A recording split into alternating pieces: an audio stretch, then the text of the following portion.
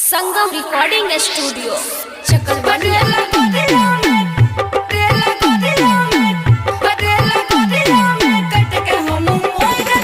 DJ पंपम राज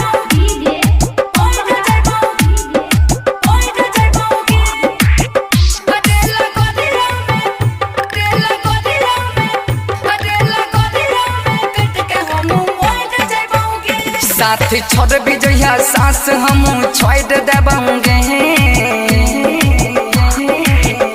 साथ छोड़ भी जइया सास हम छोड़ देबंगे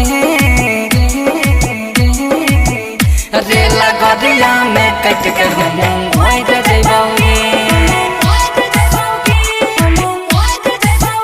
छोड़ के जइबही त हम जियत जी मोहित जइबंगे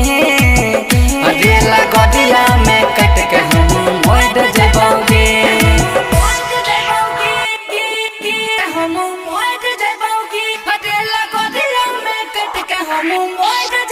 डीजे पंपम राज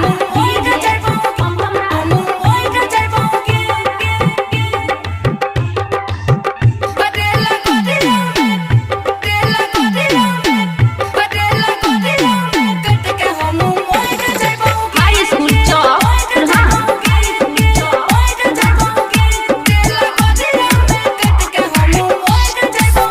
बचपन के हम छियौ याद गे छोड़ के जेबही अपन फरबहू कपार गे हरदम करलियौ तोरे से प्यार गे दिल पर काहे चलाबै छी कटार गे तोरे खातिर दुनिया से हम लाइट जइबौगे तोरे खातिर दुनिया से हम लाइट जइबौगे रेला गदिया में कट के हम मोइद जइबौगे रेला गदिया में कट के हम मोइद जइबौगे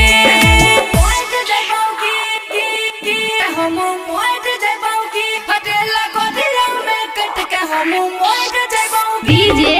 पंपम राज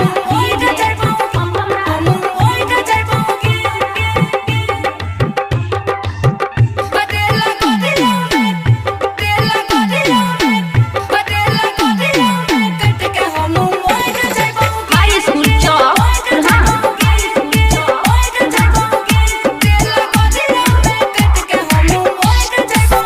सच भी जबात मन में पाप गे सागर सुमना के पड़ताऊ सराफ गे चल जेबो यो महलक सुने गे रानी भगवान करताऊ हमार इंसाफ गई दुर्गेश राणा रणधीर चंदन हाइड जताऊंगे विकास विक्की कृष्णा हाइड जताऊंगे रेला गदिया में कट के हम मोइद जइबौगे रेला गदिया में कट के हम मोइद जइबौगे रेला गदिया में कट के हम मोइद जइबौगे मैडम जब वो बीच खाने अबे तो लोग बनाओ ठीक है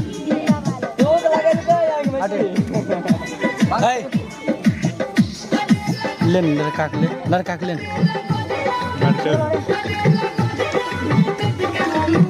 साथ छोड़ भी जइया सास हम छोड़ देबंगे